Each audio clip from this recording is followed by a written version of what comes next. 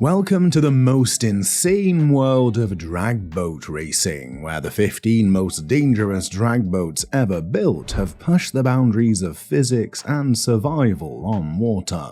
These machines are floating bombs that routinely exceed 260 miles per hour while barely touching the surface. Here's something most people don't know: these boats experience more violent impacts and catastrophic failures than almost any other racing category. But wait, because unlike land-based drag racing where you can deploy chutes and slow down gradually, when things go wrong on water at 250 miles per hour, there's nowhere to go but into a death roll or airborne disintegration. The Spirit of Texas, owned by David Kirkland's Fuel Monkeys crew with veteran Scotty Lumbert driving, ran 3.524 seconds at 255.36 miles per hour over 1,000 feet. This top fuel hydro packs a nitro-burning, supercharged Hemi producing 8,000 horsepower. Twin propellers spin at 20,000 RPM through a W-drive system, creating 50-foot rooster tails while barely touching water. But in August 2016, Lumbert suffered a catastrophic crash at Lakefest in Marble Falls that nearly killed him. The boat lost control at full speed, breaking his back and causing life-threatening injuries. These boats use launch ropes for a 125-foot running start, meaning they're already at highway speeds when timing begins. Lumbert's reinforced capsule and onboard air system saved his life. But at 250 miles per hour on water, survival is never guaranteed. Glenn Wilson's carbon fiber toxic rocket was supposed to be the lightest, fastest top fuel hydro ever built. Instead, it became famous for spectacular destruction. On its first water test in 2011, the boat literally backflipped over itself at the throttle hit, cartwheeling through the air with Wilson inside. Miraculously, he survived. After rebuilding, disaster struck again in 2014 at Wild Horse Pass. Running 228 miles per hour, Toxic Rocket suddenly hooked right at the finish line. Wilson couldn't correct it. The boat hit the catch fence at over 200 miles per hour, launched airborne, and disintegrated completely. Wilson survived again, proving the safety capsule works when everything else explodes. The team used a custom aluminium fuel cell holding 30 gallons of nitro positioned behind the driver, essentially sitting on a bomb making 10,000 horsepower. Once during testing, a blown head gasket shot flames directly at that fuel cell, forcing the crew to add heat deflectors just to prevent melting.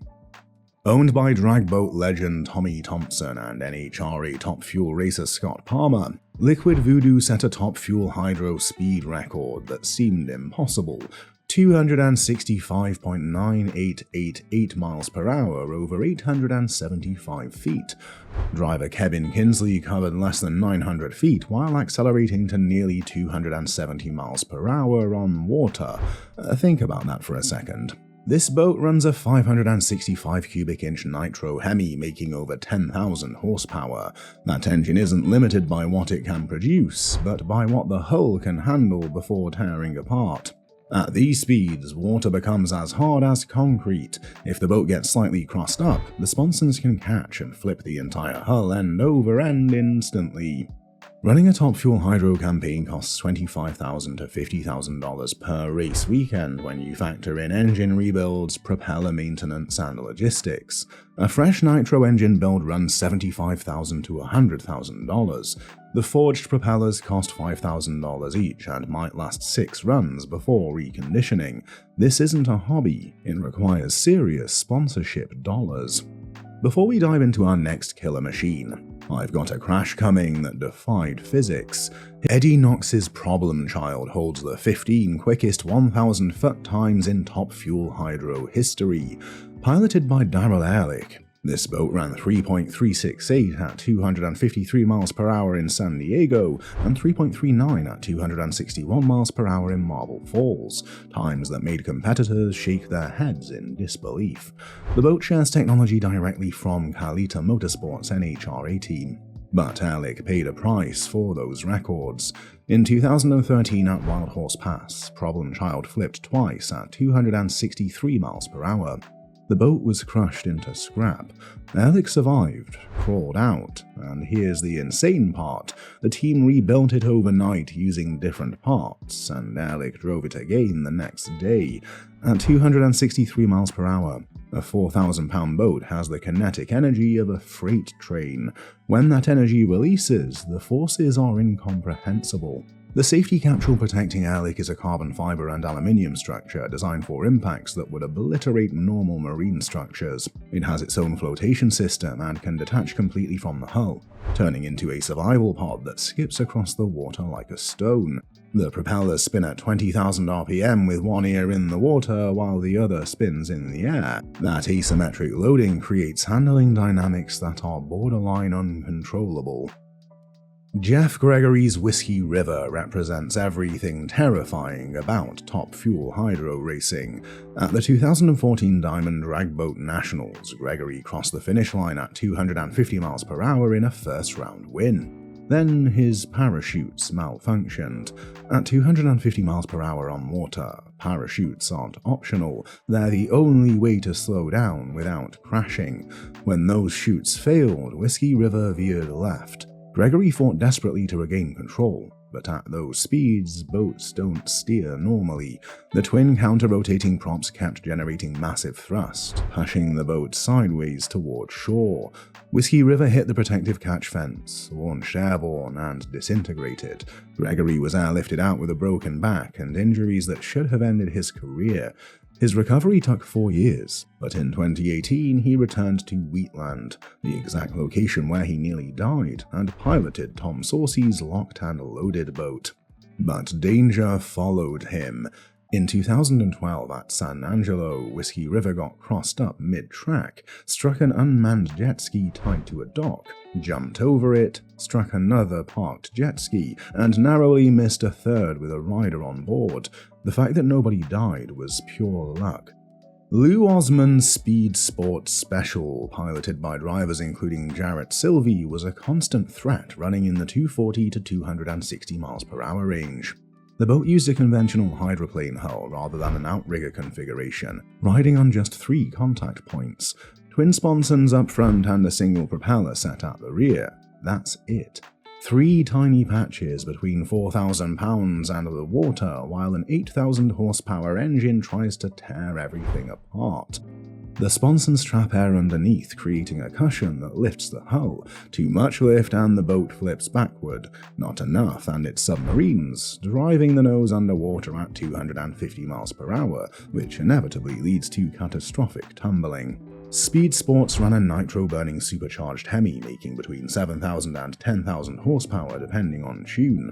The blower makes over 60 pounds of boost, force-feeding nitromethane into cylinders at pressures that would blow up normal engines instantly. The crew pioneered several propeller designs and W-drive configurations others eventually copied. The forged propellers were so precisely engineered that they kept detailed logs of every pass, measuring wear patterns to predict when failure might occur. But even with that diligence, propeller failures happened, and when a prop shatters at 20,000 RPM while pushing 250 miles per hour, the results are catastrophic. Mike Robbins spent years driving other teams' boats. Liquid Quicker, Whiskey River 2, Eddie Knox's evil twin, before building his own program that shocked everyone. Nitro Nuts took 2 years to build properly, with the team resisting the urge to rush into competition. That patience paid off with an upset win at the 2016 Diamond Dragboat Nationals. The real milestone came in 2018 when Robbins ran an 875-foot record of 243.9502 miles per hour at 3.23 seconds. What makes that speed impressive is the shorter course, 875 feet versus the standard 1,000 feet, meaning Nitro Nuts had to accelerate faster and reach terminal velocity quicker. But here's the danger. Once a team knows they can run 243 miles per hour safely, they start thinking about 250, then 260. That incremental pushing is how drivers get killed. After a race weekend with 3 to 5 full poles, the entire engine gets torn down to the bare block. Every bearing is measured. Connecting rods are magnafluxed for cracks. Pistons and valve springs are replaced. This isn't preventative maintenance, it's mandatory survival. These engines operate so far beyond normal limits that catastrophic failure is inevitable unless every component is perfect. Brian Sanders and Tommy Thompson's Nitrochondriac dominated entire seasons, running consistent 260 to 270 mph speeds. Sanders from Houston partnered with crew chief Todd Haas, who brought NHRA technology from working on Tony Schumacher and Cruz Pedregon's dragsters. That knowledge transfer resulted in more consistent power and fewer catastrophic failures than competitors. The boat ran a record 3.38 seconds at 1,000 feet in Marble Falls, a time that seemed physically impossible. To cover 1,000 feet in 3.38 seconds means averaging nearly 200 mph, but that includes acceleration from the rope. Terminal velocity was well into the 260s. The violence of that acceleration is incomprehensible, 0 to 260 mph in roughly 3 seconds. The W-drive system powers counter-rotating propellers where only one prop ear touches water at speed. All 8,000 plus horsepower transfers through a contact patch the size of a dinner plate.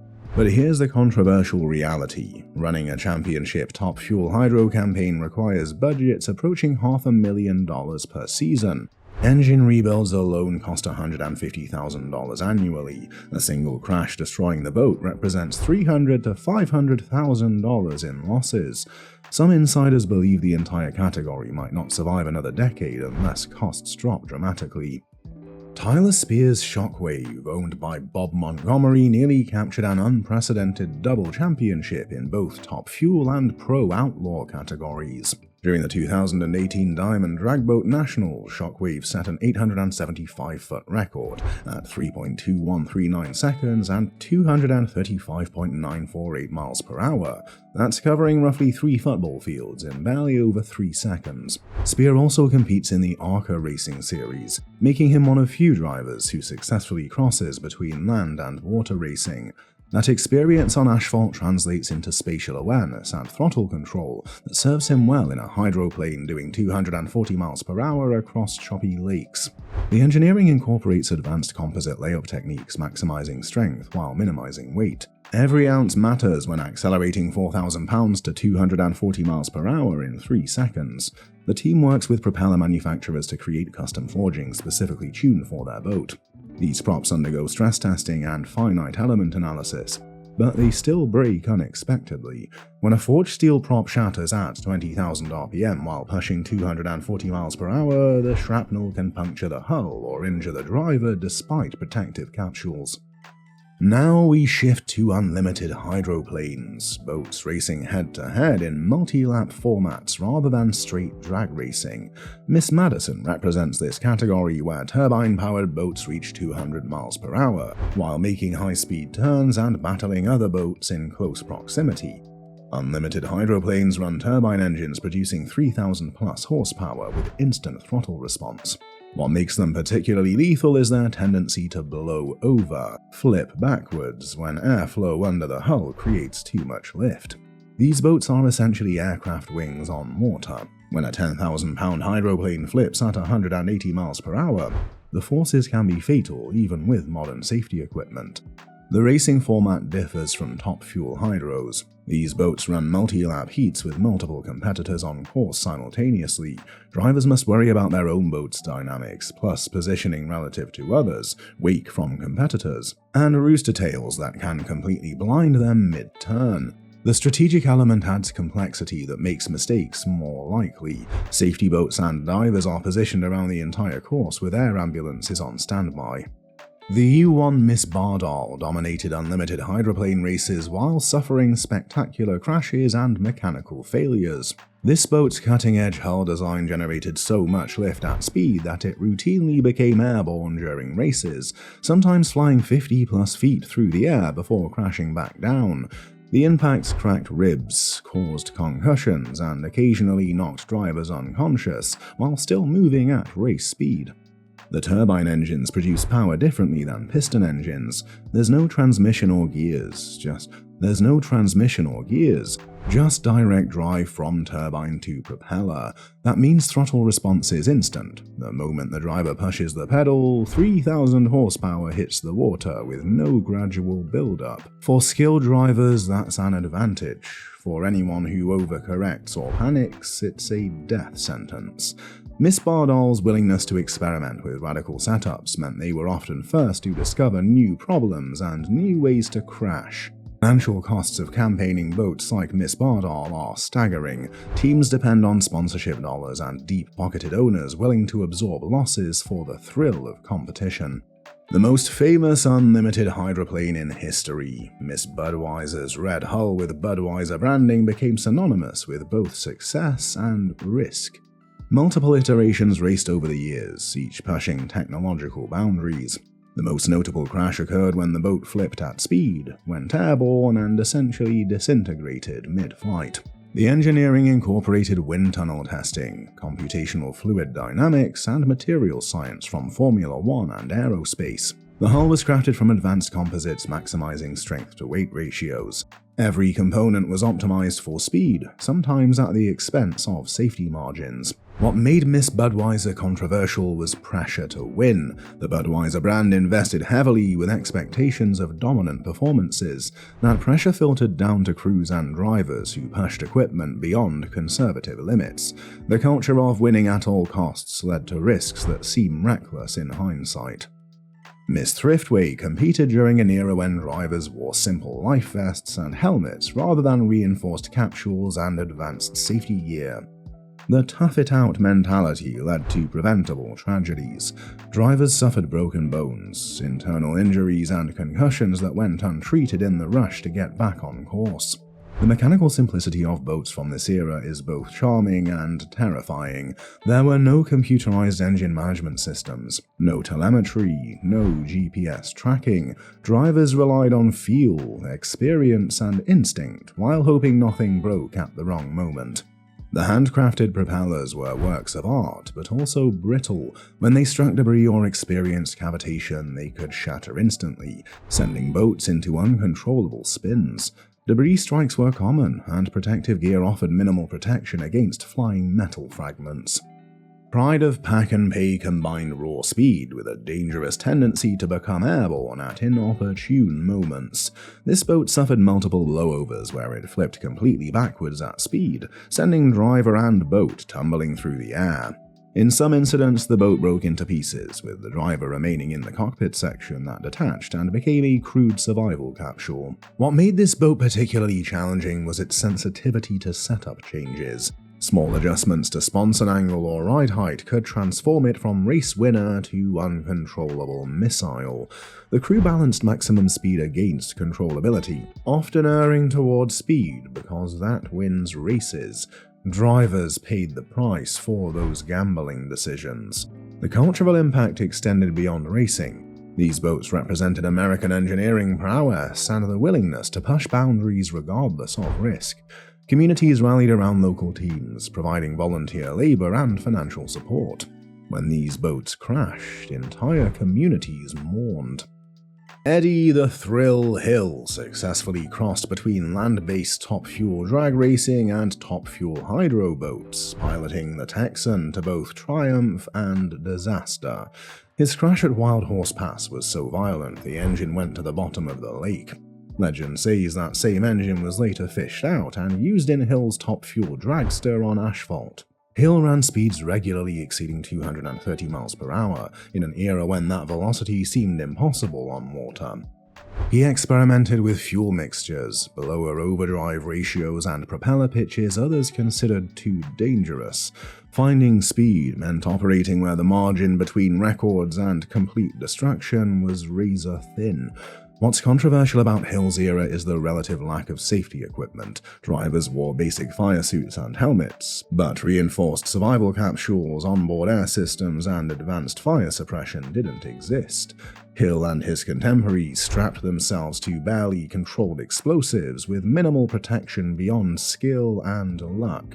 His willingness to fish his crashed engine from the lake bottom and reuse it speaks to the resourcefulness required to compete at that level.